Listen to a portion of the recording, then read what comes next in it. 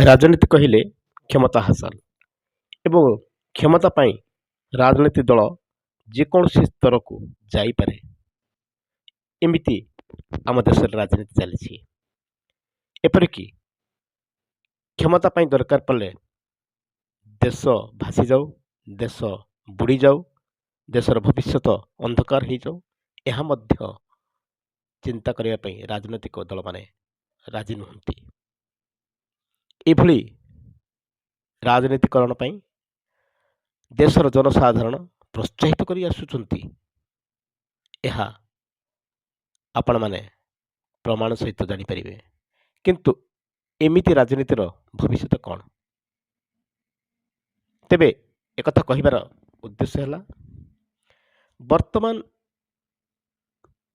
କ୍ଷମତା ପାଇବା ପାଇଁ ରାଜନୀତିକ ଦଳମାନେ ମାଗଣା ପ୍ରତିଶ୍ରୁତି, ଆମେ ଏଇଆ ମାଗଣା ଦେବୁ, ଆମେ ଏଇଆ କରିଦେବୁ, ଆମକୁ ଭୋଟ ଦିଅ, ଏଇ ଯେଉଁ ପ୍ରତିଦ୍ୱନ୍ଦିତା ଚାଲିଛି ସେଥିରେ ଦେଶର ଜନସାଧାରଣ ଏଭଳି ଭାବରେ ପ୍ରଭାବିତ ହୋଇଯାଇଛନ୍ତି ଯେ ସେମାନେ ଥରେ ପରୀକ୍ଷା କରିବା ପାଇଁ ବା ବୁଝିବା ପାଇଁ ଅପ୍ରସ୍ତୁତ ଯେ ଏହା ସେମାନେ ଦେଇପାରିବେ ବା ନ ଦେଇପାରିବେ। ଯଦି ଦେଇପାରିବେ ତାହେଲେ କିପରି ଦେବେ, ଏଥିରେ ଦେଶର କ'ଣ କ୍ଷତି ହେବ, ଏକଥା କେହି ମଧ୍ୟ ଚିନ୍ତା କରିବା ପାଇଁ ପ୍ରସ୍ତୁତ ନୁହନ୍ତି। ଯାହାର ପରିଣାମ ଆଗାମୀ ଦିନରେ ଅତ୍ୟନ୍ତ ଭୟାବହ ଆଡ଼କୁ ଯାଉଛି।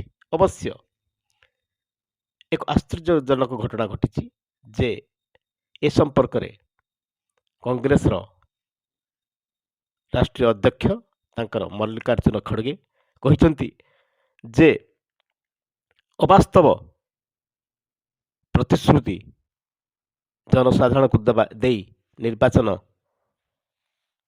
ଜିତିବା ପାଇଁ ପ୍ରୟାସ କରାଯିବା ଉଚିତ ନୁହେଁ, କାରଣ ତା ଭବିଷ୍ୟତରେ ଲୋକେ ସେହି ଦାବି ଗୁଡ଼ିକ ପୂରଣ ନ କରିପାରିଲେ ତାହା ଏକ ସମସ୍ୟା ସୃଷ୍ଟି ହେଉଛି।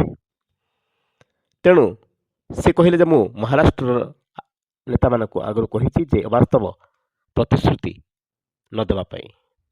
ଏ କଥା ବର୍ତ୍ତମାନ ଏକ ଚର୍ଚ୍ଚାର ବିଷୟବସ୍ତୁ ହୋଇଛି, ଯାହାକି ପ୍ରଧାନମନ୍ତ୍ରୀ ନରେନ୍ଦ୍ର ମୋଦି ମଧ୍ୟ ଆଗରୁ କହି ଆସୁଥିଲେ।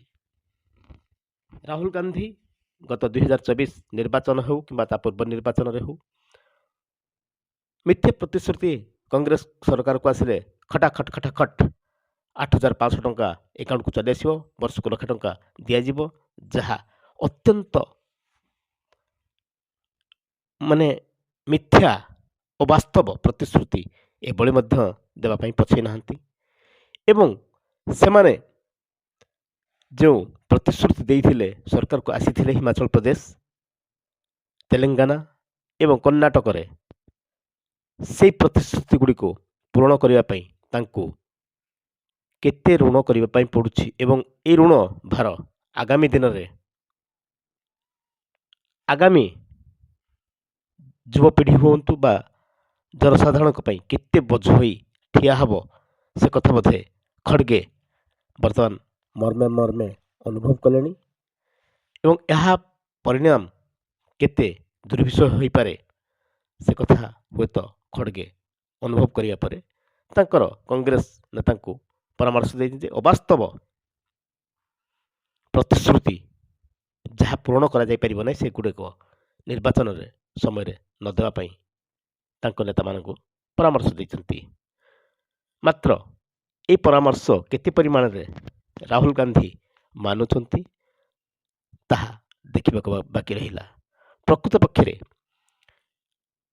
ଦେଶର ଭବିଷ୍ୟତ, ଦେଶର ଅର୍ଥନୀତିକୁ କିପରି ସୁଦୃଢ଼ କରାଯିବ ଏବଂ ଦେଶ ଆଗକୁ କିପରି ଯିବ ତାହା ଚିନ୍ତା ନ କରି କେବଳ ସତ୍ତା କିପରି ହାତେଇବୁ ଏବଂ ଲୋକଙ୍କୁ ଭ୍ରମିତ କରି ଏକ ପ୍ରତିଶ୍ରୁତି ଦେଇ ଆମେ ସରକାରକୁ ଆସିଲେ ଆମ କ୍ଷମତା ଜାହିର କରିପାରିଲେ, ଏହା ହିଁ ରାଜନୀତିର ଶେଷ ନିଷ୍କର୍ଷ ଚିନ୍ତା କରି ରାଜନୈତିକ ନେତାମାନେ ଯେଭଳି ଭାବରେ ମିଥ୍ୟା ପ୍ରତିଶ୍ରୁତି ବା ମାଗଣା ପ୍ରତିଶ୍ରୁତି ଦେଇ ଚାଲିଛନ୍ତି ଏହା ଦେଶ ପାଇଁ ନିଶ୍ଚିତ ଭାବରେ ହାନିକାରକ।